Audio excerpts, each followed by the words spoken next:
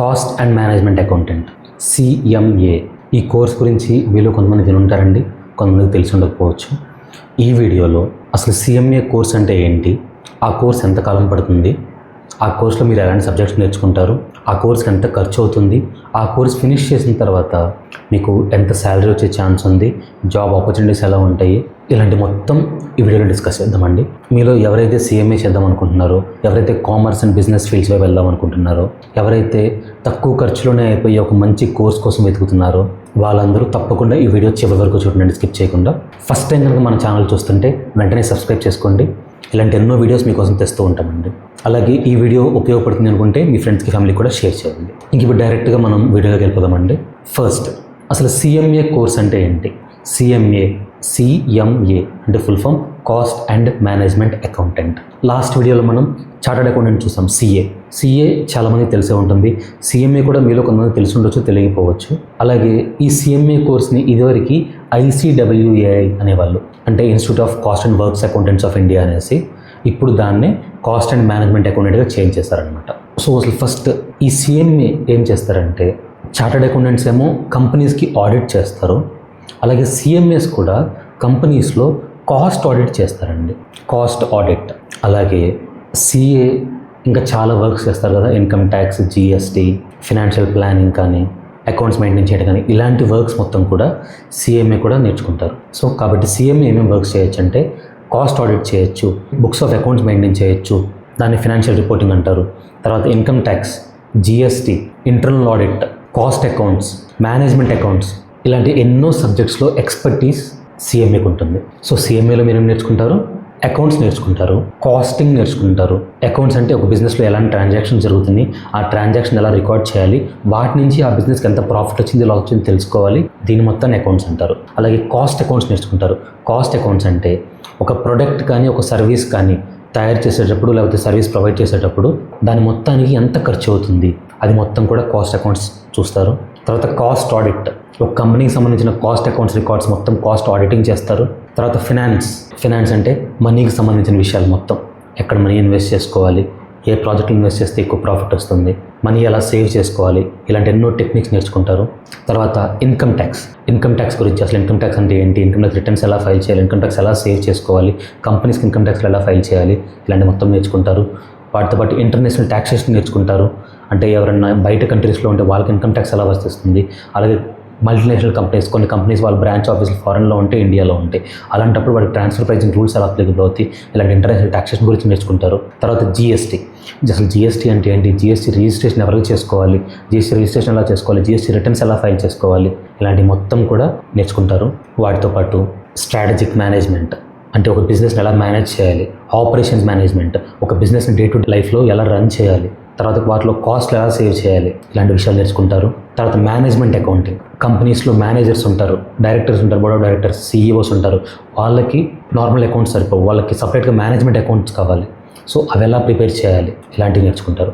ఇలాంటి ఎన్నో useful concepts, real లైఫ్లో ఉపయోగపడే సబ్జెక్ట్స్ మీరు CMA కోర్సులో నేర్చుకుంటారండి. ఇది క్లియర్గా అసలు CMA కోర్స్ అంటే, ఆ కోర్సులో మీరు ఎలాంటి సబ్జెక్ట్స్ నేర్చుకుంటారు. సో మీరు ఈ వీడియో చూస్తున్న పేరెంట్స్ అయినా, స్టూడెంట్స్ అయినా సరే, మీరు కనుక ఇలాంటి ఏరియాస్, ఇలాంటి సబ్జెక్ట్స్లో మీరు ఇంట్రెస్ట్ ఉంటే కనుక CMA కోర్స్ మీరు చూస్ చేసుకోవచ్చు. నెక్స్ట్, ఓకే సార్, నేను CMA కోర్స్ తీసుకుందాం అనుకుంటున్నాను. అసలు CMA కోర్స్ ఎంతకాలం పడుతుంది, ఎన్ని స్టేజెస్ ఉంటాయి? ఓకే అండి, ఫస్ట్ ఇప్పుడు నెక్స్ట్ CMA కోర్స్ స్ట్రక్చర్ చూద్దాం. టోటల్గా CMA కోర్స్లో 3 స్టేజెస్ ఉంటాయి. CMA foundation, CMA intermediate, CMA final. Foundation స్టేజ్లో 4 పేపర్స్ ఉంటాయి, ఇంటర్మీడియట్ స్టేజ్లో 8 పేపర్స్ ఉంటాయి, ఫైనల్ స్టేజ్లో కూడా 8 పేపర్స్ ఉంటాయి. Next each and every stage eligibility చూద్దాం. First stage CMA foundation. ఆ ఫౌండేషన్ చేయాలి అంటే మీరు 10th అయిపోయిన తర్వాత CMA ఫౌండేషన్కి రిజిస్టర్ అవ్వచ్చు. కేవలం రిజిస్టర్ మాత్రమే అండి. రిజిస్టర్ అయితే మీకు CMA ఇన్స్టిట్యూట్ వాళ్ళ ICMAI ఇన్స్టిట్యూట్ ఉంటుంది. ఆ ఇన్స్టిట్యూట్ వాళ్ళు మీకు రిజిస్టర్ అయిన వెంటనే బుక్స్ పంపిస్తారు. సో మీరు ఇంటర్మీడియట్ చదువుకుంటూ ఇంటర్మీడియట్తో పాటు మీరు CMA ఫౌండేషన్ కూడా ప్రిపేర్ అవ్వచ్చు. సో 10th క్లాస్ అయిన తర్వాత మీరు రిజిస్టర్ అవ్వచ్చు. కానీ మీరు CMA ఫౌండేషన్ ఎగ్జామ్కి ఎలిజిబుల్ ఎప్పుడు అవుతారంటే, ఓన్లీ మీరు ఇంటర్మీడియట్ ఫినిష్ చేసిన తర్వాత మాత్రమే. ఓకే, ఇక్కడ ఈ క్లారిటీ మీరు జాగ్రత్తగా గుర్తించాలండి. CMA ఫౌండేషన్లో రిజిస్టర్ 10th క్లాస్ అయిన వెంటనే చేసుకోవచ్చు. కానీ CMA ఫౌండేషన్ ఎగ్జామ్ మాత్రం మీరు ఇంటర్మీడియట్ ఎగ్జామ్ అయిన తర్వాత మాత్రమే చేసుకోవాలి. మీరు అనుకోవచ్చు, సార్ డిఫరెన్స్ ఏంటి సార్, రిజిస్ట్రేషన్ చేసిన వెంటనే మీకు బుక్స్ వస్తాయి. మీరు ఆ బుక్స్ని సెల్ఫ్ స్టడీ చేసుకొని ఆ సబ్జెక్ట్స్ నేర్చుకోవచ్చు, లేకపోతే కోచింగ్ అయినా తీసుకోవచ్చు. ఓకే, అది రిజిస్ట్రేషన్ అంటే. నెక్స్ట్ ఎగ్జామినేషన్ మాత్రం మీరు ఇంటర్మీడియట్ ఫినిష్ అయిన తర్వాత మాత్రమే, అంటే +2, కొన్ని కోర్సుల్లో కొన్ని కాలేజ్లో +2 అంటారు కదా, +2 ఫినిష్ అయిన తర్వాత మాత్రమే మీరు CMA ఫౌండేషన్ ఎలిజిబుల్ అవుతారనమాట ఎగ్జామ్ రాయడానికి. ఇది CMA foundation eligibility. Next CMA inter. CMA ఇంటర్కి ఎలిజిబిలిటీ ఏంటంటే ఎవరైతే CMA ఫౌండేషన్ ఫినిష్ చేసి ఉంటారో వాళ్ళు CMA ఇంటర్కి ఎలిజిబుల్ అవుతారు. అలాగే CMA ఇంటర్ ఇంకెవరు రాయొచ్చు అంటే ఎవరైతే గ్రాడ్యుయేషన్ ఫినిష్ చేసి ఉంటారో, అంటే ఆల్రెడీ డిగ్రీ చేసి ఉంటారో, ఆ డిగ్రీ చేసిన వాళ్ళు కూడా CMA ఇంటర్ రాసుకోవచ్చండి. తర్వాత CMA ఫైనల్. CMA ఫైనల్కి ఎలిజిబిలిటీ ఏంటి? CMA ఫైనల్కి ఎలిజిబిలిటీ ఏంటి అంటే మీరు CMA ఇంటర్ ఫినిష్ చేసి ఉండాలి. అలాగే మీరు ప్రాక్టికల్ ట్రైనింగ్, CAలో అయితే ఇంటర్న్షిప్ ఆర్టికల్షిప్ అంటారు, అలాగే దీన్ని కూడా ప్రాక్టికల్ ట్రైనింగ్, అది ఇంటర్న్షిప్ అంటారు. ప్రాక్టికల్ ట్రైనింగ్ అంటే కూడా ఇంటర్న్షిప్ అనమాట. సో ప్రాక్టికల్ ట్రైనింగ్ 15 months 15 నెలలు మీరు CMA ప్రాక్టికల్ ట్రైనింగ్ ఫినిష్ చేయాలి. CMA ఇంటర్ ఫినిష్ చేయాలి, CMA ప్రాక్టికల్ ట్రైనింగ్ ఫినిష్ చేయాలి. ఈ రెండు ఫినిష్ చేసిన తర్వాత మీరు CMA ఫైనల్కి ఎలిజిబుల్ అవుతారు. ఓకే, ఇదిలా ఉంటుందండి.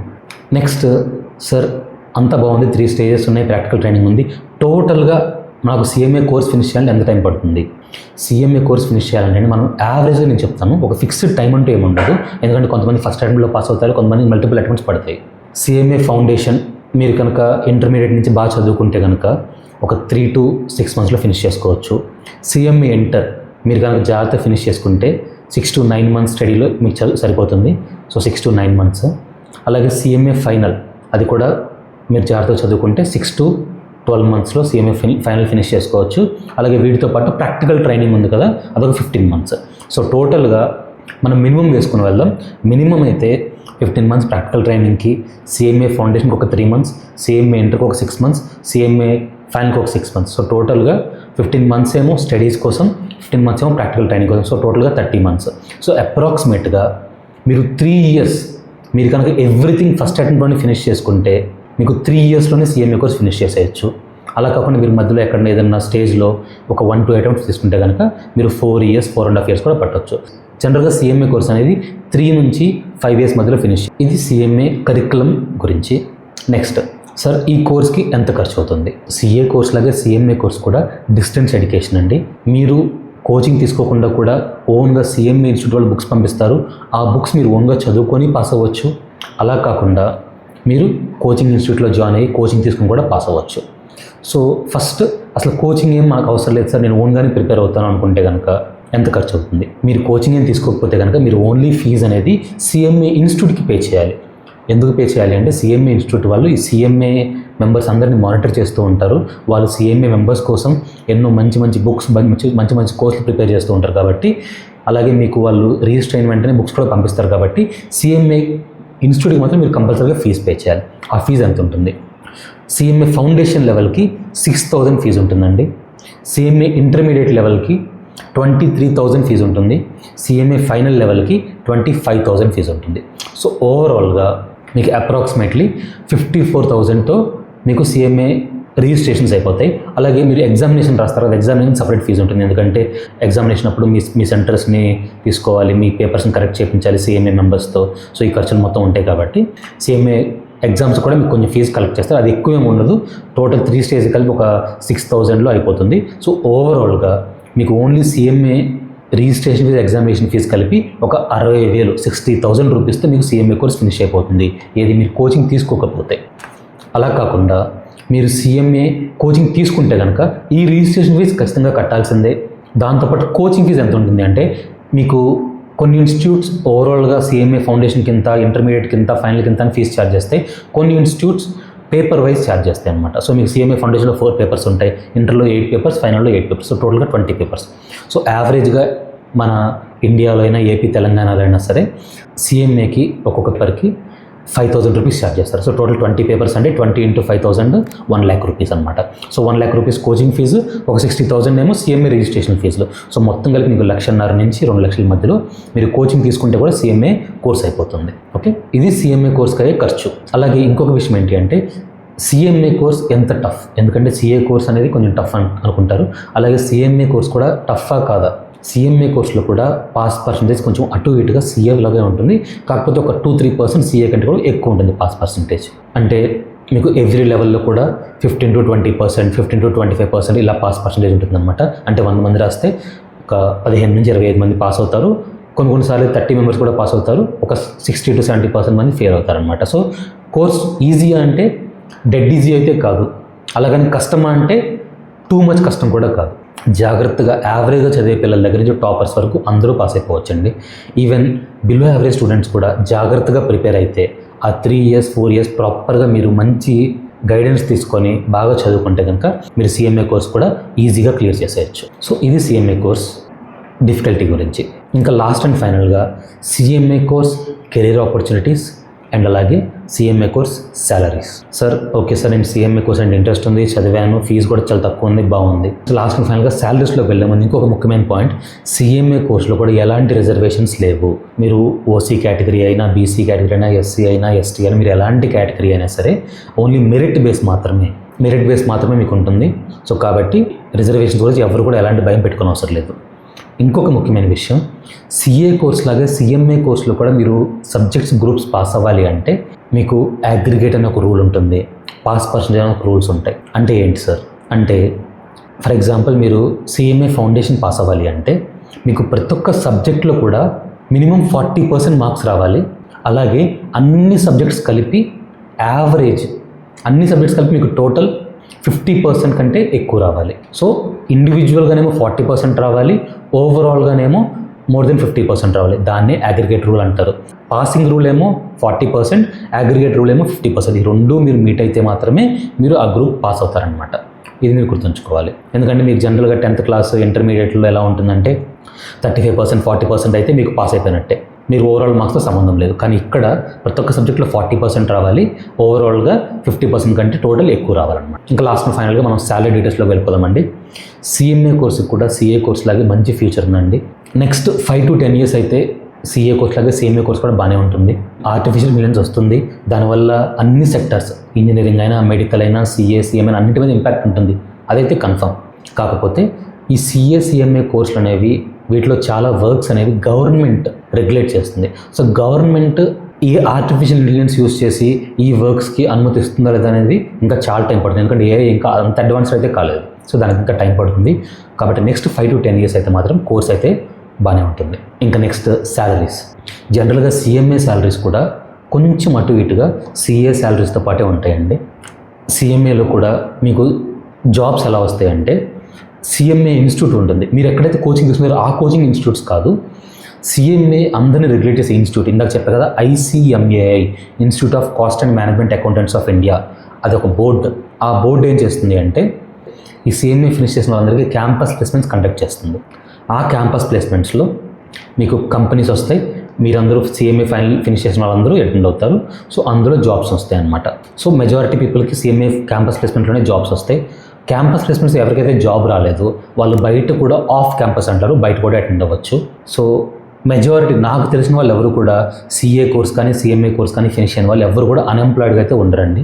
ఎందుకంటే వాళ్ళు క్యాంపస్ ప్లేస్మెంట్లో జాబ్ తెచ్చుకుంటారు, అక్కడ మిస్ అయితే ఆఫ్ క్యాంపస్లో జాబ్ తెచ్చుకుంటారు, అక్కడ మిస్ అయితే వాళ్ళు ఓన్గా ప్రాక్టీస్ చేసుకుంటారు.